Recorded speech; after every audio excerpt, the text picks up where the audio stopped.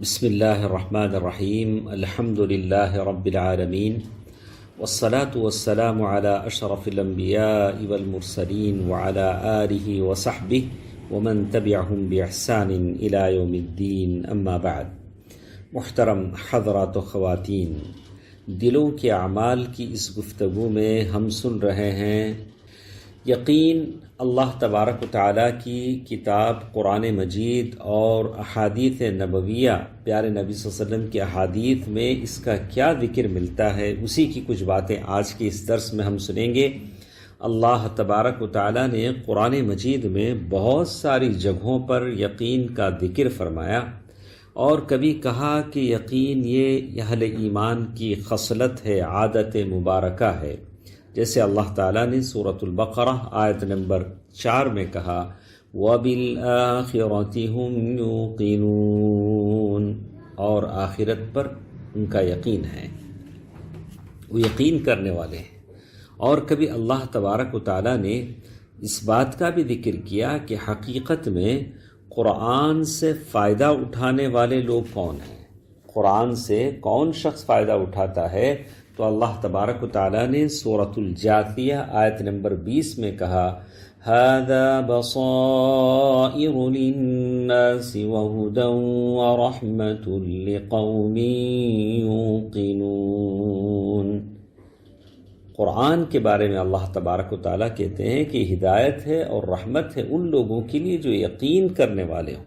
اور کبھی اللہ تبارک و تعالیٰ نے اسی یقین کے تعلق سے اللہ تبارک و تعالیٰ نے کہا کہ یہ یقین وہ ہے جو اللہ تبارک و تعالیٰ جس کے بارے میں کہتے ہیں کہ جس کو حاصل کر کے، جس یقین کو پیدا کر کے لوگ دنیا میں امامت اور سرداری حاصل کر سکتے ہیں، جیسے اللہ تعالیٰ نے سورۃ السجدہ آیت نمبر 20 پر 4 میں کہا وَجَعَلْنَا مِنْهُمْ أَئِمَّةً يَهْدُونَ بِأَمْرِنَا لَمَّا صَبَرُوا وَكَانُوا بِآيَاتِنَا يُوقِنُونَ۔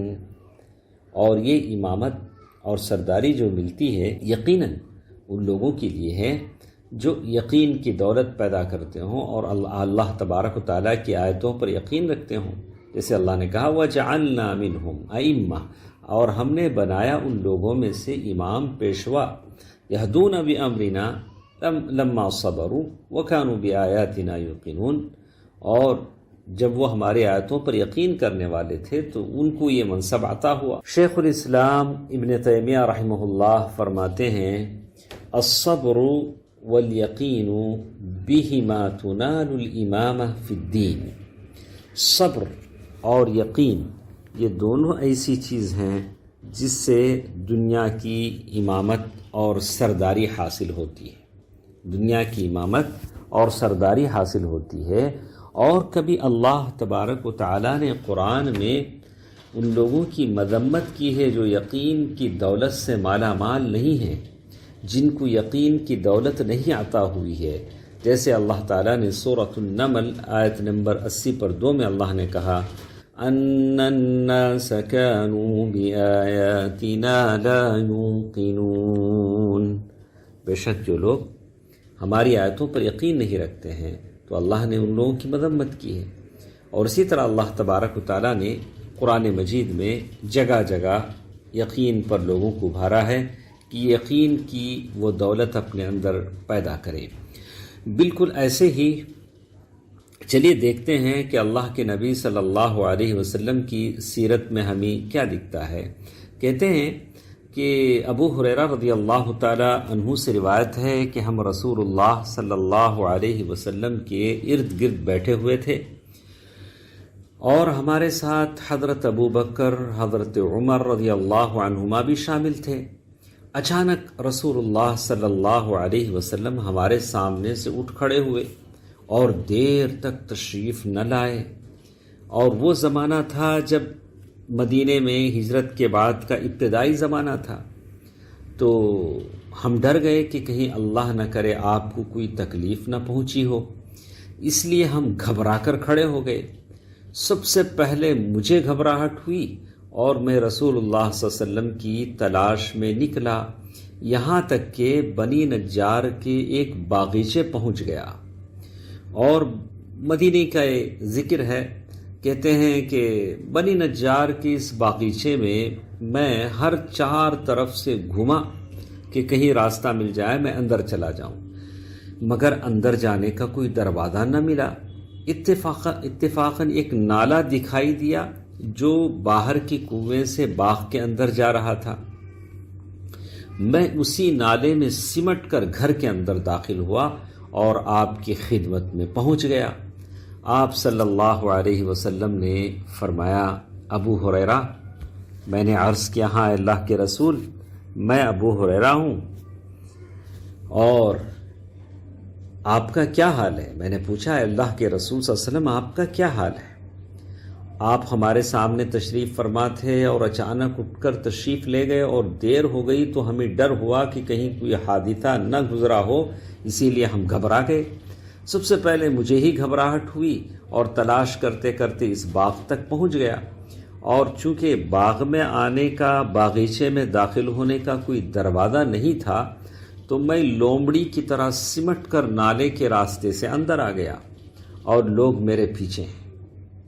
آپ صلی اللہ علیہ وسلم نے اپنی جوتیاں مجھے دے کر فرمایا، ابو ہریرہ، میری یہ دونوں جوتیاں ہیں، بطور نشانی کے لیے لے جاؤ، اور جو شخص باغ کے باہر دل کے یقین کے ساتھ لا الہ الا اللہ کہتا ہوا ملے، اس کو جنت کی بشارت دے دو۔ میں نے حکم کی تعمیل کی۔ سب سے پہلے مجھے حضرت عمر رضی اللہ عنہ ملے۔ انہوں نے کہا کہ اے ابو ہریرہ، یہ جوتیاں کیسی ہیں؟ میں نے کہا، یہ اللہ کے رسول صلی اللہ علیہ وسلم کی جوتیاں ہیں۔ آپ نے مجھے یہ جوتیاں دے کر بھیجا ہے کہ جو مجھے دل کے یقین کے ساتھ اس بات کی گواہی دیتا ہوا ملے کہ اللہ تعالیٰ کے سوا کوئی معبود نہیں، اس کو جنت کی بشارت دے دوں۔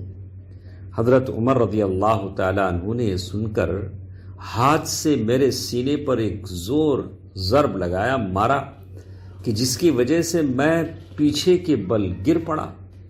کہنے لگے، اے ابو ہریرہ، واپس چلے جاؤ۔ اور میں لوٹ کر رسول اللہ صلی اللہ علیہ وسلم کی خدمت میں پہنچا، اور میں ایسا لگ رہا تھا کہ مجھے رونا آ جائے گا، میں رو پڑنے کی بالکل قریب تھا۔ میرے پیچھے عمر رضی اللہ عنہ بھی آ پہنچے۔ رسول اللہ صلی اللہ علیہ وسلم نے فرمایا کہ اے ابو ہریرہ، کیا بات ہے؟